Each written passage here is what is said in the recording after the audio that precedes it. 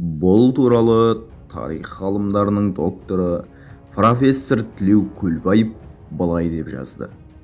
30-шы жылдардың аяғында кеңестік ГУЛАГ жүйесі көптеген бөлімдері бар 53 лагерден 425 еңбекпен түзету колониясы, оның ішінде 170 өнеркәсіптік, 83 ауыл шаруашылық, 172 контрагенттік, яғни басқа мемлекеттердің құрылыстары мен шаруашылықтарында жұмыс істейтін колониялар, сондай-ақ жасөспірімдерге арналған 50 колониядан тұрды. Ленин мен Сталиннің билігі кезінде контрреволюциялық әрекеттері үшін айыпталған 3.777.000 адам сотталып, олардың ішінде 642.980 адам өлім жазасын қолданылды. 25 жылдан төмен мерзімге 2.369.220 адам түрмелер мен лагер колонияларға қамалды. 776.180 адам жер аударылып сүргінге жіберілді. Контрреволюциялық әрекеті үшін айыпталған 2.900.380 адам соттан тыс жазаланып жапа шекті. Адам тағдырына қатысты көптеген мәселелерді Сталин жеке шешіп, жер-жерде көптеген заңсыздықтар орын алды. 398 тізімге енген репрессия құрбандары ең қатал жаза қолдануға рұқсат етіп, Сталиннің жеке өзі қол қойған. Бұл тізімнің әрқайсысында 100 деген фамилия бар еді, деп жазды. Сталин қанішердің адам жоқ болса мәселеде жоқ деген сөзі әлі күнге дейін халықты үрейлендіріп келеді.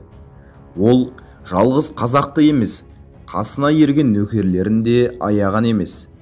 Мыңдаған офицерлер мен генералдар жазықсыз жала ұшырап, ату жазасына кесілді. 100 деген озық ойлы орыс азаматтары бас сауғалап Америка, Мексикаға қашты. Ең масқарасы сол осыны бағып отырған фашистер билігіне келген Гитлер мен соғыста 27 миллион адамнан айырылды. Себебі Сталиннің жазалау шараларынан кейін әскерде жөні түзу генерал қалмаған еді. Бәрі де берген бұйрықты орындаушы солдаттар болатын.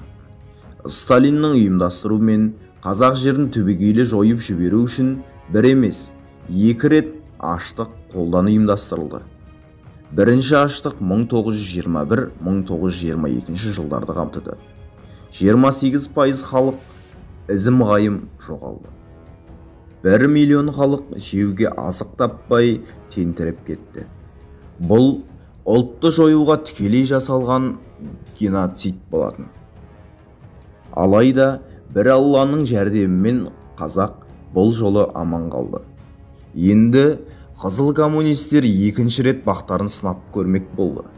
Бұл 1930-1933 жылдарды қамтыған екінші ұлы нәубетке әкелді. 2.200.000 қазақтың сүйегі ен далада шашылып қалды. Бұл нағыз катастрофа болатын. Түрік халықтарының ішінде Түркиядан кейінгі орынды еншіленген қазақ жұрты бүгін 18 миллионға жетпейтіні ғана қалды. Түркия мен Египетті қараңыз, сосын бізді қараңыз. Бұл қазақ тарихында ең сұрқия заман болып есте қалды. Талантты ақын түрікшіл Мағжан Жұмабаев, саяси қайраткер Әлихан Бөкейханов, классик жазушы Бейімбет Майлин, Ильяс Жансүгіров, Сәкен Сейфуллин, керемет инженер Мұхамеджан Тынышбаев, Лениннің өзін білімімен басып озған Тұрар Рысқұлов, Сауд Арабиясында тұңғыш елші болған Нәзір Төреқұлов, оян қазақ деп жырлаған Міржақып Дулатов, ғажап режиссер Жұмат Шанин, медицинада жемісті еңбек еткен Санжар Асфендияров, айта берсе осындай нағыз ұлттық интеллигенция өкілдері о дүниеге аттанды. Бұлардың бәріне Сталин өзі жеке қол қойып, әр құжат келген сайын оның жиегіне бұл әлі аз деген жазу жазып отырған. Бүкіл Қазақстан бойынша 110.000 адам қудалауға ұшырады. Оның 22.000-і сол сәтте атылып кетті. күллі қазақ жұрты мыңдаған жылдар бойы бетіне қалқып келген ұлттың арыстарынан айырылды. Келесі ғасырда басында жөнді миы жоқ, бастық не айтса соны орындап, өз бетінше іс жасай алмайтын жағымпаз, өзінің күшіне өзі сенбейтін ұрпақ қалды.